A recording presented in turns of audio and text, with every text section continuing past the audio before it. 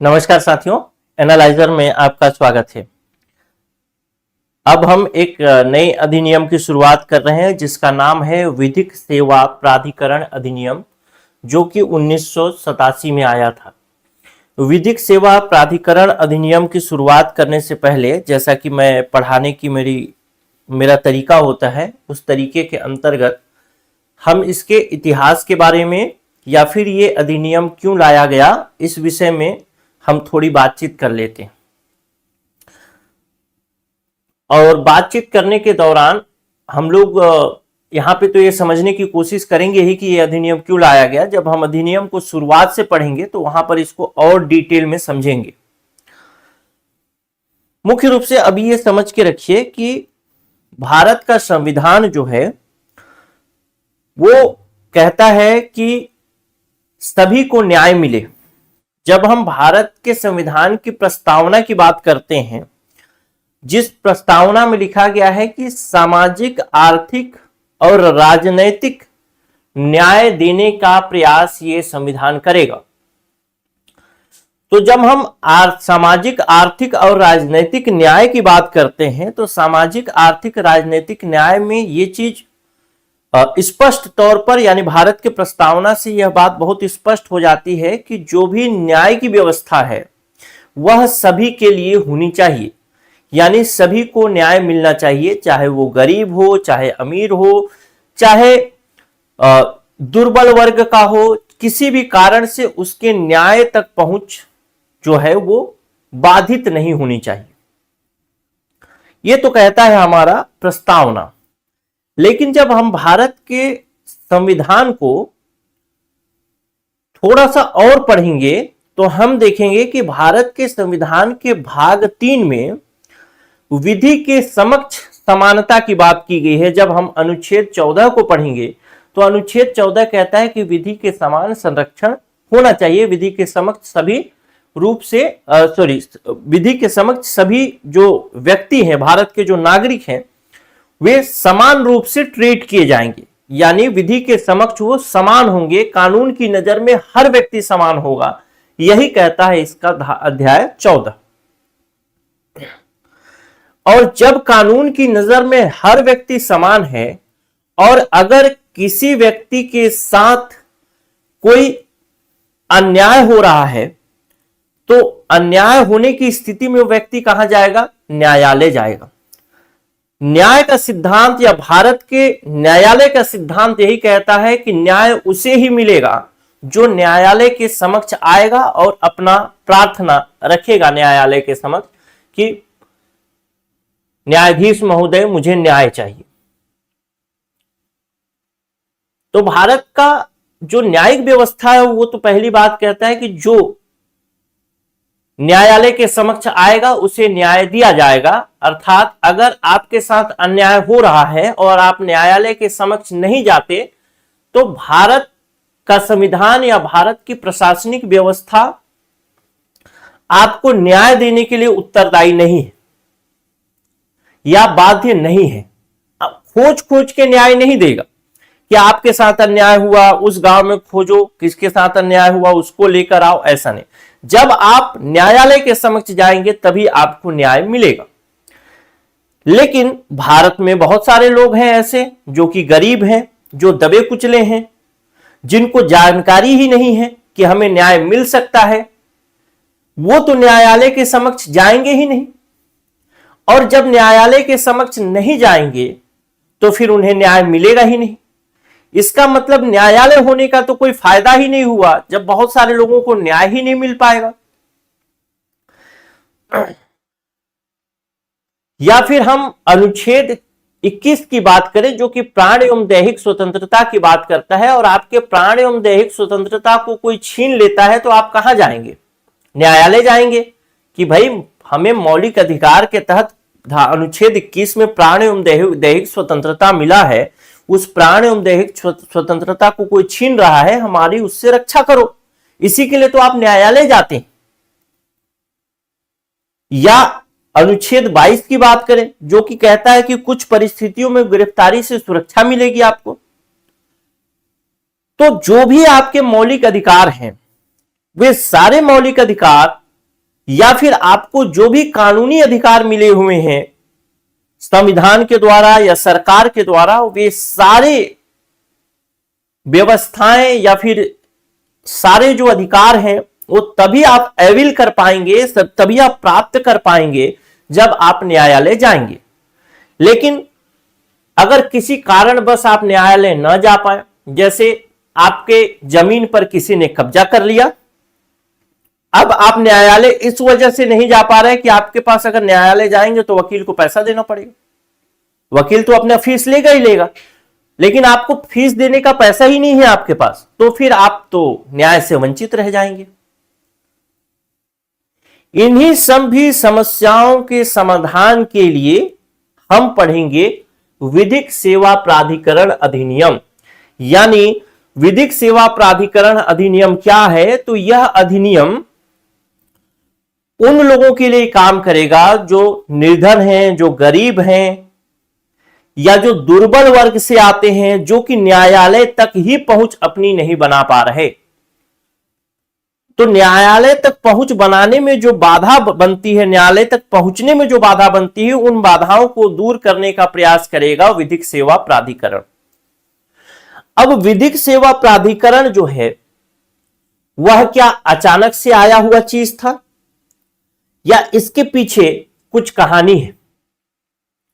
तो इसके पीछे की कहानी को अगर हम थोड़ा सा पढ़ना चाहें या फिर जानना चाहें, या आपके एग्जाम के पॉइंट ऑफ व्यू से भी महत्वपूर्ण हो सकता है, या पूरे अधिनियम को आप एक कंसेप्ट के रूप में समझना चाहें तो भी महत्वपूर्ण हो सकता है। तो विधिक सेवा प्राधिकरण या इस प्रकार से जो कानूनी सहायता, गरीबों को कानूनी सहायता, निर्धनों को कानूनी सहायता देने की जो बात की शुरुआत होती है वो होती है फ्रांस से। फ्रांस में सन था 1851, और 1851 में पहली बार फ्रांस की सरकार ने एक अधिनियम पास किया, और उस अधिनियम में उसने ये व्यवस्था रखी कि इस अधिनियम में जो अधिनियम पास किया, और उस अधिनियम के अंतर्गत व्यवस्था की गई कि जो गरीब लोग हैं, निर्धन लोग हैं फ्रांस के, वो भी न्यायालय तक अपनी पहुंच बना सकें। तो 1851 जो कि पहला डेट या तिथि जो कि फ्रांस से शुरू होता है, एक महत्वपूर्ण मुद्दा था। उसके बाद थोड़ा सा आगे बढ़ेंगे तो दूसरा जो देश था इस प्रकार से सेवाओं को लागू करने वाला या गरीबों को सेवा देने वाला, विधिक सेवा देने वाला, विधिक सेवा मतलब कानूनी सेवा, कानूनी सहायता, जिसको जानकारी नहीं है उसको बताना कि अब आगे तुम कौन सा स्टेप ले सकते हो कानूनी तरीके से, या फिर जिनके पास पैसा नहीं है तो उनको वकील की उपलब्धता कराना। ऐसा एक माहौल बनाना जिस माहौल के साथ ऐसी जागरूकता की व्यवस्था बनाना जिस जागरूकता के साथ सभी लोग न्याय तक पहुंच बना सके। दूसरा जो 1944 का जो समय था, जब 1944 के समय में ब्रिटेन में उस समय वहां के लॉर्ड चांसलर हुआ करते थे विस्काउंट साइमन उनका पूरा नाम था। 1944 के समय विस्काउंट साइमन ने कहा कि हम इंग्लैंड के और वेल्स के जो गरीब लोग हैं उन गरीब लोगों को निःशुल्क कानूनी सहायता देना चाहते हैं, यानी वो न्यायालय तक पहुंच बना सकें। पैसे की वजह से जो गरीब हैं वो न्यायालय नहीं जा पा रहे, मुख्य मुद्दा तो पैसा ही है, तो उनको न्यायालय तक जाने के लिए या फिर उनके कानूनी ज्ञान को जागरूक करने के लिए कि वो आगे कौन सा स्टैंड ले सकते हैं कानूनी रूप से, इस सब की जागरूकता के लिए उन्होंने एक समिति बनाई जिस समिति का नाम था रशक्लिफ समिति। और 1944 में जब ये रशक्लिफ समिति ब्रिटेन में बना, तो ब्रिटेन में रशक्लिफ समिति के बनने के बाद, चूंकि उस समय भारत में अंग्रेजों का शासन हुआ करता था 1944 में, तो थोड़ी थोड़ी जागरूकता भारत में भी फैलने लगी कि जो गरीब लोग हैं उन गरीब लोगों को न्यायालय तक पहुंच बनाने के लिए या उनका न्याय सुनिश्चित करने के लिए भारत को भी कुछ करना चाहिए। लेकिन चूंकि 1944 में अंग्रेजों का शासन था, तो अंग्रेजों ने इस विषय पर बहुत कुछ किया नहीं, लेकिन हां, भारत में इस विषय पर जागरूकता जरूर फैलती रही। 1947 में हमारा देश आजाद हो गया और 1950 के आसपास हमारा जो संविधान था, 1950 में 26 जनवरी 1950 को हमारा संविधान लागू हो गया पूर्ण रूप से। जब हमारा संविधान पूर्ण रूप से लागू हो गया तो हमारे भारत में कानून के लिए कानून मंत्री बने या फिर विधि आयोग की स्थापना हुई, लॉ कमीशन आदि की स्थापना हुई, और कानून मंत्री जो थे और जो विधि आयोग थे उसके सारे सदस्य आपस में मीटिंग किया करते थे। सन था 1952, यानी जो गणतंत्र लागू हुआ 1950, उसके मात्र 2 साल बाद 1952 में एक कानून मंत्री और जो विधि आयोग था, उस विधि आयोग के सदस्यों का एक मीटिंग होता है और उसमें एक बात कही जाती है कि ठीक है, भारत तो आजाद हो गया, लेकिन भारत की आजादी तो तभी मायने रखेगी जब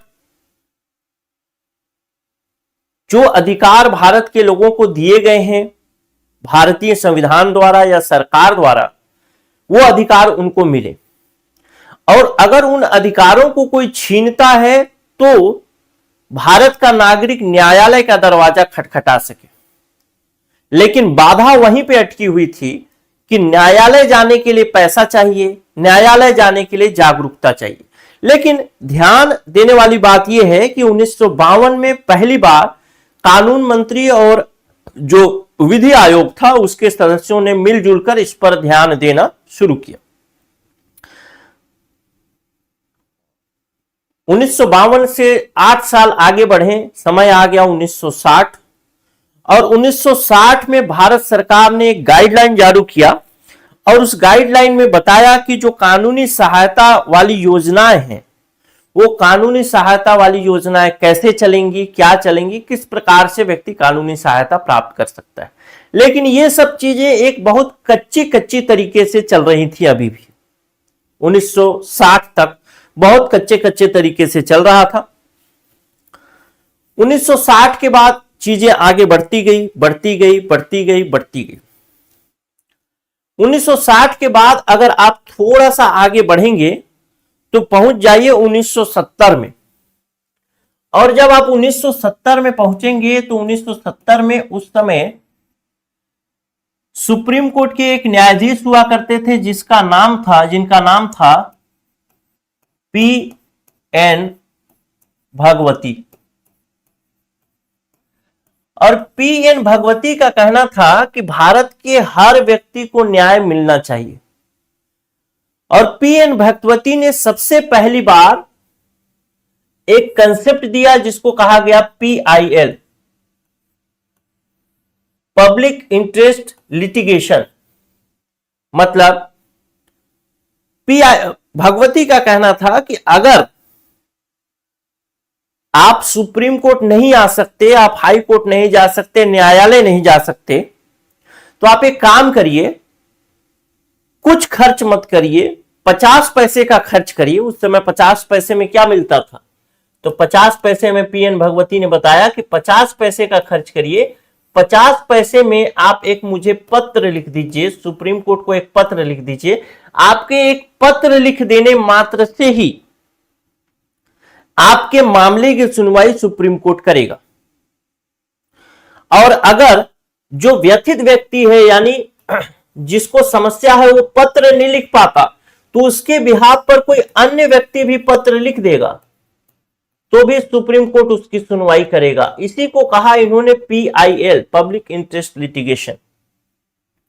यानी किसी दूसरे के लिए भी आप पत्र लिख सकते हैं और सुप्रीम कोर्ट उसकी सुनवाई करेगा।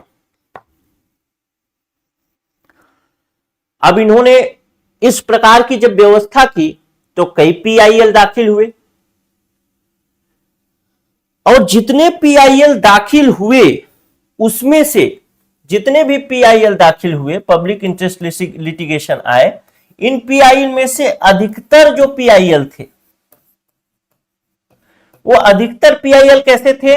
गरीबों से संबंधित थे।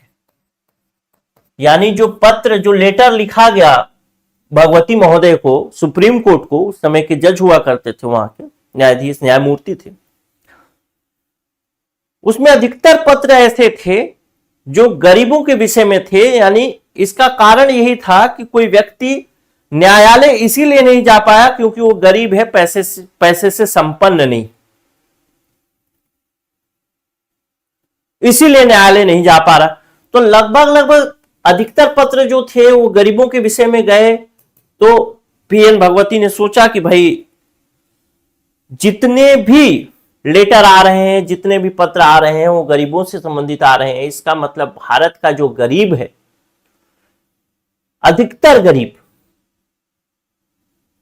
न्याय के सिद्धांत का उपयोग नहीं कर पा रहा। न्याय के सिद्धांत का उपयोग कहने का मतलब क्या है? मैंने शुरू में ही बताया था कि भारत की न्याय व्यवस्था क्या कहती है कि अगर आपको न्याय चाहिए तो आपको न्यायालय के समक्ष जाना पड़ेगा अपना प्रार्थना लेकर। तो भारत का अधिकतर गरीब क्या कर रहा है? न्याय की व्यवस्था जो है या फिर न्याय का जो सिद्धांत है उसको नहीं भुना पा रहा है, वो न्यायालय नहीं पहुंच पा रहा। तो उन्होंने कहा कि भाई न्याय केवल कागजों में नहीं होना चाहिए, न्याय जो है व्यवहारिक रूप में दिखना चाहिए, ऐसा पीएन भगवती का कथन था।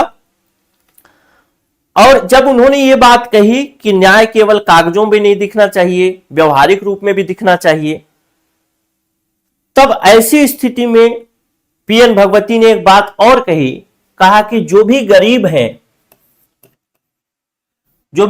भारत के, गरीब या वंचित हैं, जो कि न्यायालय तक किसी भी कारण से नहीं पहुंच पा रहे, उनको विधिक सहायता उपलब्ध कराया जाना चाहिए। अब विधिक सहायता कैसा होगा? विधिक सहायता मतलब कानूनी सहायता। कानूनी सहायता में चाहे तो सलाह हो, चाहे तो उनकी तरफ से अगर वो लड़ नहीं पा रहे हैं तो वकील देना हो, ये सब चीजें पीएन भगवती ने बातें कही उसमें कि विधिक सहायता उनको मिलना चाहिए। अब जब पीएन भगवती ने बात कह दी कि विधिक सहायता मिलना चाहिए, ये था 1970। और मैंने आपको बताया अभी आगे क्लास में, अभी थोड़ा पहले ही बताया कि 1952 में सबसे पहली बार भारत सरकार ने इस पर ध्यान दिया। जो कानून मंत्री थे या फिर विधि आयोग के सदस्य जो थे वो मिले और उन्होंने ध्यान दिया कि भाई जो गरीब वंचित लोग हैं उनका भी न्याय पर अधिकार होना चाहिए, उनको भी न्याय मिलना चाहिए। फिर 1960 आया तो इन्होंने एक योजना बनाई, कानूनी सहायता योजना के लिए गाइडलाइन जारी किया, निर्देश जारी किए। फिर 1970 के दशक में पीएन भगवती का यह निर्णय आ जाता है, पीआईएल सुना उन्होंने और कहा कि नहीं, गरीब और वंचित लोगों को विधिक सहायता मिलना चाहिए। जब ये सब बातें चल रही थी तो गवर्नमेंट इस पर सोच विचार भी लंबे समय से कर रही थी। जैसा कि मैंने बताया कि 1952 से ही इस पर विचार चला। फिर 1960 में एक महत्वपूर्ण परिवर्तन हुआ या फिर महत्वपूर्ण हुआ बात, जो कि विधिक सहायता के लिए गाइडलाइन की बात कही गई, कानूनी सहायता योजनाओं के लिए जो दिशा निर्देश जारी किए गए। फिर 1970-72 में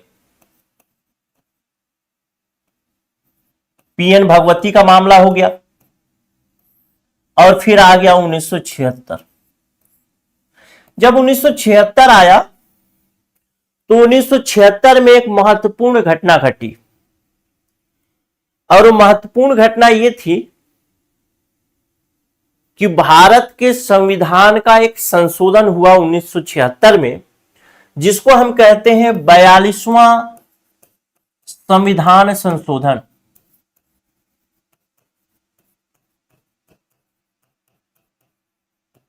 जिसको क्या कहते हैं हम? 42वां संविधान संशोधन 1976 में हुआ। और 1976 में जब 42वां संविधान संशोधन हुआ तो भारत के संविधान में नीति निर्देशक वाले भाग में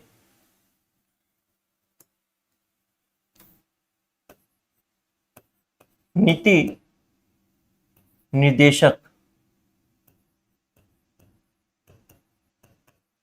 नीति निर्देशक जिसको अंग्रेजी में आप बोलते हैं DPSP, directive principle of state policy. नीति निर्देशक वाले भाग में जो अनुच्छेद 39 था, उस 39 अनुच्छेद के नीचे एक और अनुच्छेद जोड़ा गया जिसको कहा गया 39 क, या अंग्रेजी में कहें तो 39A बोल सकते। जब ये 39A अनुच्छेद जोड़ा गया तो इसमें ये बात स्पष्ट तौर पर कह दी गई कि समान न्याय और निःशुल्क विधिक सहायता, इसमें क्या लिखा गया है?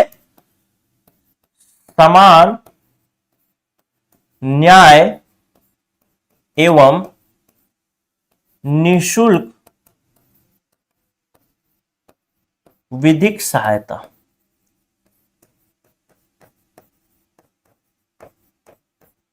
ठीक, कि भारत नीति निर्देशक कैसा चीज है? नीति निर्देशक बताता है कि जो सरकार है उसको चलना कैसे है। जब सरकार के पास पैसे हो जाएंगे, सरकार के पास संसाधन हो जाएगी, सरकार के पास व्यवस्था हो जाएगी, तो सरकार वैसी चीजों को अधिकार के रूप में दे देगी। जैसे समान न्याय और निःशुल्क विधिक सहायता की बात की गई, तो जरूरी नहीं कि डीपीएसपी में यानी नीति निर्देशक में जोड़ दिया गया तो अभी तुरंत ही सभी को देना है, लेकिन सरकार के पास जैसा संसाधन होगा उस संसाधन के हिसाब से सरकार कोशिश करेगी कि लोगों को निःशुल्क न्याय मिले, मतलब समान न्याय मिले और निःशुल्क विधिक सहायता मिले। यानी राज्य यह सुनिश्चित करने का प्रयास करेगा कि न्याय की प्राप्ति के अवसर किसी व्यक्ति के लिए आर्थिक या अन्य अक्षमता के कारण वंचित न हो जाए वो न्याय की प्राप्ति से। यही इसका मूल सार था। धारा 39 मतलब अनुच्छेद 39 का या 39A का, 39A का। ठीक, जब ये बात आई समान न्याय और निःशुल्क विधिक सहायता की बात आई, यानी गरीबी की वजह से कोई व्यक्ति या कोई नागरिक जो है वो उसका न्याय बाधित ना हो, उसको न्याय भरपूर मिले, कोई समस्या ना हो, अगर पैसा ना हो तो निःशुल्क मिले। लेकिन सरकार के पास ये बाध्यता नहीं थी कि इसको तुरंत ही लागू करे। सरकार क्या थी इसमें? फ्री थी। कब तक फ्री थी? जब तक कि इसके पास संसाधन ना हो जाए, और संसाधन जब होंगे तो ये लागू कर देगी। जैसे पहले एक था ना कि सरकार नीति निर्देशक तत्व में ही था कि राज्य कोशिश करेगा, यानी गवर्नमेंट कोशिश करेगी कि जो 6 से 14 वर्ष के बच्चे हैं उनको निःशुल्क शिक्षा मिले। बाद में उसको अनुच्छेद 21A के अंतर्गत प्राथमिक शिक्षा का अधिकार के अंतर्गत उसको जोड़ दिया गया, क्योंकि हमारे पास संसाधन हुआ तो हमने नीति निर्देशक से हटा के उसको अधिकार में डाल दिया। ठीक, तो उसी प्रकार से डीपीएसपी में जो व्यवस्था की गई समान न्याय निःशुल्क विधिक सहायता, ये तुरंत ही लागू करना गवर्नमेंट के लिए कंपलसरी नहीं था। गवर्नमेंट इसको जब चाहती तब लागू कर सकती थी, लेकिन एक स्टेप तो आगे बढ़ ही गया कि अब ये बात संविधान में आ गई, यानी आज नहीं कल गवर्नमेंट को इसे लागू करना ही करना था। सभी लोगों को समान न्याय और निःशुल्क विधिक सहायता के लिए काम करना ही करना था गवर्नमेंट को। जब यह बात आई तो यहां से सबसे पहली बार एक शब्द निकल के आया जिसको कहा गया लीगल एड, यानी इसको अगर हिंदी में कहें तो इसको कहेंगे विधिक सहायता। यह शब्द निकल के आया कब? 42वां संविधान संशोधन हुआ उसके बाद। अब इससे पहले की कहानी जो है वो तो आपको पता ही है कि पीएन भगवती कई बार विधिक सहायता की बात कर रहे थे, लेकिन ये सुप्रीम कोर्ट के निर्णय आदि में आता था, संविधान में कहीं पर नहीं था। तो संविधान में कब लागू होता है, कब शामिल होता है? 1976 में जब 42वां संविधान संशोधन हो जाता है तब यह लागू हो जाता है, तब यह पहली बार भारत के संविधान में आता है। जब भारत के संविधान में आ गया 1976 में, तो अब इसको फिर आगे बढ़ाने वाली बात थी। और ये निर्णय जब पीएन भगवती के आए थे सुप्रीम कोर्ट से, उसके बाद कई जजों ने ऐसे ही निर्णय दिए, ठीक। जैसे वी आर कृष्णा अय्यर उस समय के जज थे, उनके भी ऐसे निर्णय आए कि विधिक सहायता मिलना चाहिए, जो गरीब वंचित है वो न्याय के सिद्धांत से अलग नहीं होना चाहिए, उसको न्याय मिलना ही चाहिए, मिलना ही चाहिए। वी आर कृष्णा अय्यर, ये भी नाम थोड़ा याद रख सकते हैं। तो ये तो था 1976 का मामला। 1976 तक विधिक सहायता जो था वो भारतीय संविधान के शब्दावली में धारा 30 अनुच्छेद 39A के अंतर्गत शामिल कर लिया गया। उसके बाद कहानी और आगे बढ़ी, कहानी और आगे बढ़ती है और आता है 26 सितंबर 1980। सरकार, ध्यान रखिएगा, सरकार पीछे में चुप नहीं है, सरकार इस पर काम कर रही है। सरकार सोच रही है कि भाई विधिक सहायता शब्द आया है तो उस विधिक सहायता को किस प्रकार से लोगों को दिया जाए। और 26 सितंबर 1980 को एक कमिटी का गठन करती है सरकार, जिसको कहा जाता है CILAS। अगर आप इसका फुल फॉर्म पढ़ेंगे तो committee for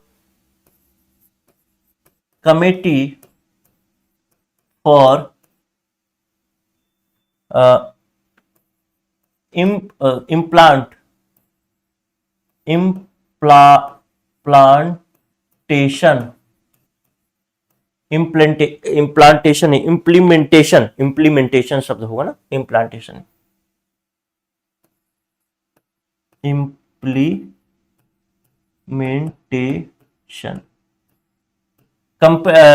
committee for implementation legal implementation of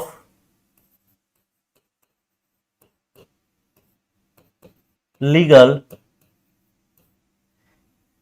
aids and scheme, legal aids मतलब ए वाला एड्स ना, एड्स एंड स्कीम, ठीक। यानी 26 सितंबर 1980 को एक कमेटी गठित किया गया और इस कमेटी का नाम था committee for implementation of legal aids and scheme. यानी कहना यह चाहता था कि जो लीगल एड्स वाली स्कीम्स हैं, यानी विधिक सहायता वाली जो बात है, इसको किस प्रकार से लागू किया जाए, कैसे लागू किया जाए इसको। जाहिर सी बात है, पीएन भगवती 1970 के दशक में बहुत सारे 1970-72 में बहुत सारे पीआईएल पर विचार कर चुके थे और विधिक सहायता के विषय में बहुत बात कर चुके थे पीएन भगवती। अब पीएन भगवती को काफी अनुभव हो चुका था, लेकिन पीएन भगवती वहां से सुप्रीम कोर्ट से रिटायर भी हो चुके थे। तो रिटायर हो चुके थे, सरकार के पास अच्छा मौका था, उसने ये जो कमिटी बनाई, इस कमिटी का अध्यक्ष बना दिया किसको,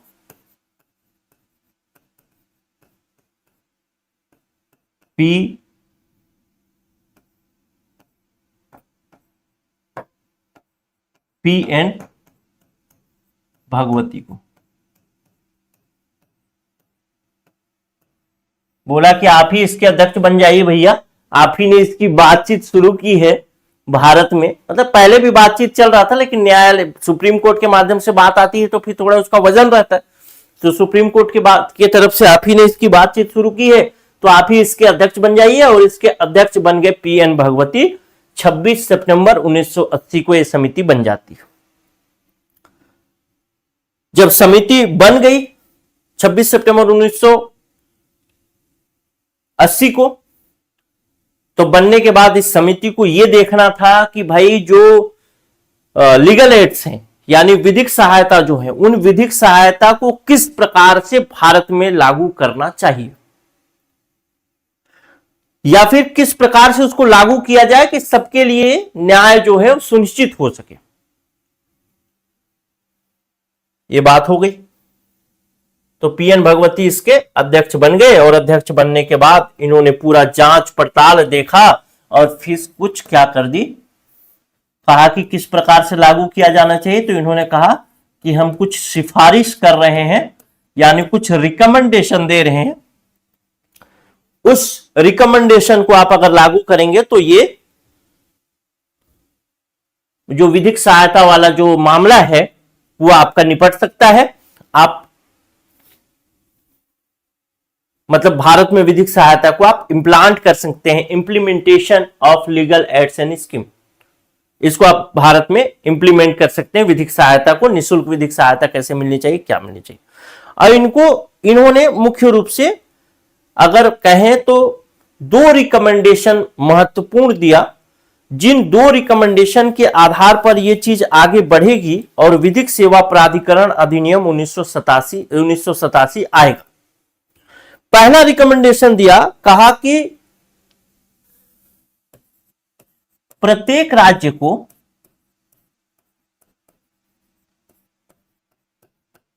विधिक सेवा बोर्ड बनाना चाहिए। विधिक सेवा बोर्ड यानी लीगल सर्विस बोर्ड, अगर अंग्रेजी में लिख दूं तो कोई बुराई नहीं होगा, लिख देता हूं लीगल सर्विसेज बोर्ड। ठीक, प्रत्येक राज्य को लीगल सर्विस बोर्ड बनाना चाहिए, विधिक सेवा बोर्ड बनाना चाहिए। और दूसरा कहा कि देश भर में एक समान व्यवस्था लागू, यानी लीगल सर्विस के लिए, यानी विधिक सेवा के लिए देश भर में एक समान व्यवस्था लागू होनी चाहिए।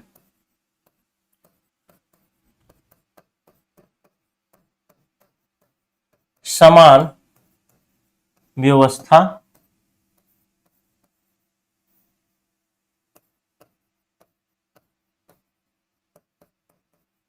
लागू। अच्छा, अब ये जो 2 रिकमेंडेशन आए, 2 सिफारिश आए, तो इन सिफारिशों को स्टेट सेंट्रल गवर्नमेंट के पास भेजा गया। इन सिफारिशों को विभिन्न जो राज्य थे उन राज्यों को भेजा गया कि भाई इस तरीके की व्यवस्था बनाने की बात कोई व्यक्ति कर रहा है कि क्या बनाना चाहिए, विधिक सेवा बोर्ड बनाना चाहिए। तो राज्यों का क्या मत है ये जानने का प्रयास किया गया। सभी चीजें चलती रही। इसी बीच क्या हुआ कि जो कुछ राज्य जो थे उन्होंने सिफारिश को मान लिया।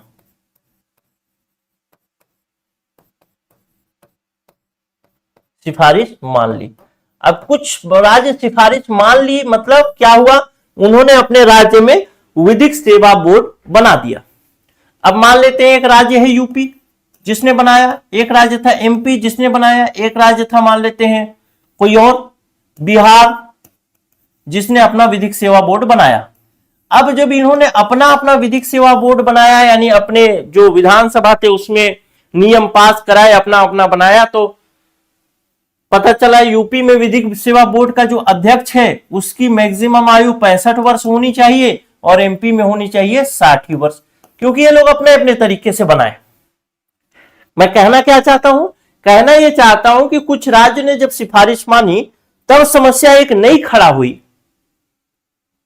वो समस्या ये थी कि देश भर में जो एक समान व्यवस्था की बात इन्होंने की थी ये नहीं हो पा रहा था। क्यों? क्योंकि अलग अलग जो विधिक सेवा बोर्ड के अधिकार थे वो अलग थे, अलग राज्यों में उनके जो कर्तव्य थे जो अलग थे, उनकी योग्यताएं अलग थी, उनके कार्यकाल अलग थे, यानी एक रूपता नहीं थी। क्या थी? एक रूपता नहीं थी। जब एक रूपता नहीं थी तब की कंडीशन में कुछ तो आगे करना ही था, और कुछ आगे करने के दौरान 1987 का समय आया। ध्यान रखिएगा, ये जो समय था 1980 में यह बना, committee for implementation of legal AdSense scheme, ये बना 1980 में, और ये चीज बहुत सारे लोगों ने लागू किया और चलता रहा, बहुत सारे राज्य में रहा, चल ही रहा होगा जो भी था। आगे अभी पढ़ेंगे अधिनियम तो फिर देखेंगे वो चीजें कैसे चेंज होती है। क्यों बनाया इन्होंने ये पता चल गया, पीएन भगवती ने इसकी सिफारिश की थी इसलिए बनाया इन्होंने। लेकिन एकरूपता की कमी थी, तो एकरूपता की जब कमी थी तो एकरूपता की कमी को दूर करने के लिए सन 1987 में भारतीय संसद ने स्टैंड लिया। यानी भारतीय संसद ने सोचा कि कुछ आगे किया जाए ताकि एकरूपता बने। और दूसरी बात,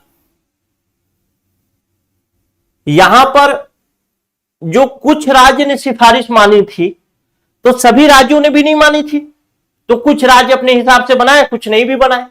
सिफारिश था तो मानना नहीं मानना अलग बात था। तो यह भी था कि सब राज्य में होना चाहिए, और दूसरा था कि सब राज्य में एक समान होना चाहिए।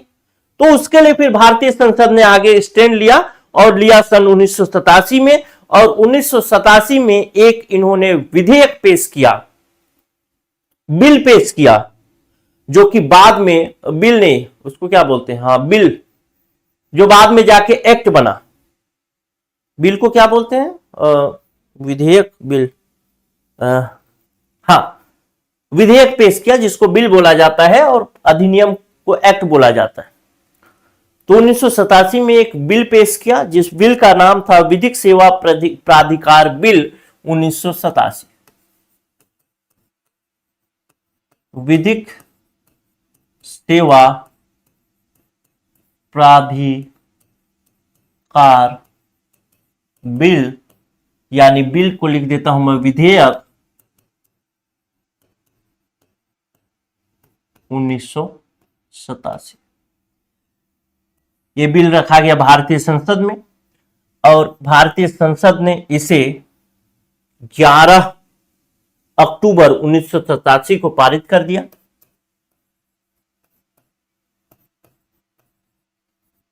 तब ये बन गया क्या, अधिनियम बन गया। यानी अब क्या बन गया ये, तो विधिक सेवा प्राधिकरण अधिनियम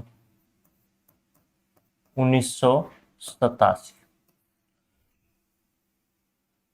बिल यानी विधेयक और अधिनियम में क्या फर्क है, तो ध्यान देने वाली बात है, जब इस संसद से पास हो जाता है तब वह अधिनियम बन जाता है, उससे पहले वो बिल रहता है।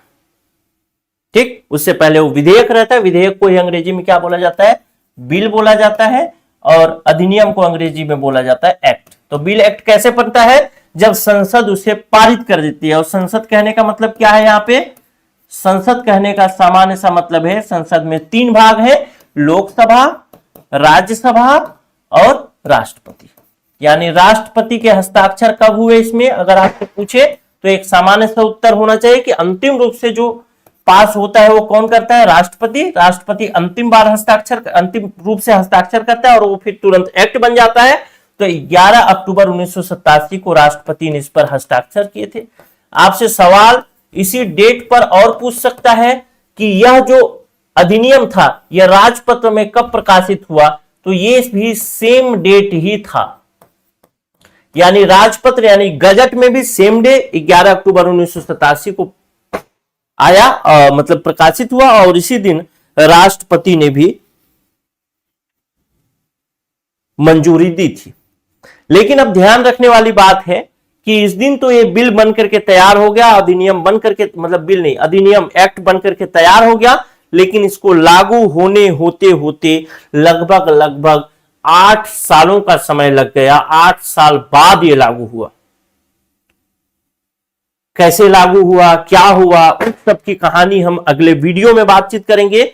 यहां तक आपको एक चीज तो समझ में आ ही गई होगी कि ये जो बिल लाया गया, ये जो प्राधिकरण अधिनियम 1987 वाला है, विधिक सेवा प्राधिकरण अधिनियम, ये क्यों लाया गया, ताकि गरीब भी न्याय पा सके, जो वंचित वर्ग है वो भी न्याय पा सके। इसकी कहानी कैसे चली, आपसे पीएन भगवती के बारे में पूछ सकता है, आपसे यह भी पूछ सकता है कि विश्व में पहली बार इस प्रकार से कानूनी सहायता के लिए किस देश ने प्रावधान किया, तो आपको याद रखना है 1851 में फ्रांस। फिर ब्रिटेन 1944, ब्रिटेन वाला नहीं पूछेगा लेकिन पहला वाला आपसे पूछ सकता है। पीएन भगवती का क्या रोल था वो भी आप ध्यान रखेंगे कि इसने क्या क्या काम किया, कैसे किया। ये सब चीजें तो एक कहानी है, बस आप इसमें बहुत ज्यादा याद नहीं रखना है, बस आपको ये डेट याद कर लीजिएगा, ध्यान रखना होगा 26 सितंबर। और बाकी सब कहानी है। ये कहानी इसलिए है कि बस ये कहानी आप सुन लिए हैं, अब जब आप आगे पढ़ेंगे तो ये कहानी कहीं कहीं पे जा जाके आपको टच करेगी, है एक कंसेप्ट बिल्डअप हो रहा है। अब क्या है कि आपको पता चल गया कि इसी के अंदर इसी के आउटलाइन में पढ़ना है। आपको ये पता चल गया कि ये अधिनियम क्या है, गरीबों के लिए काम कर रहे हैं।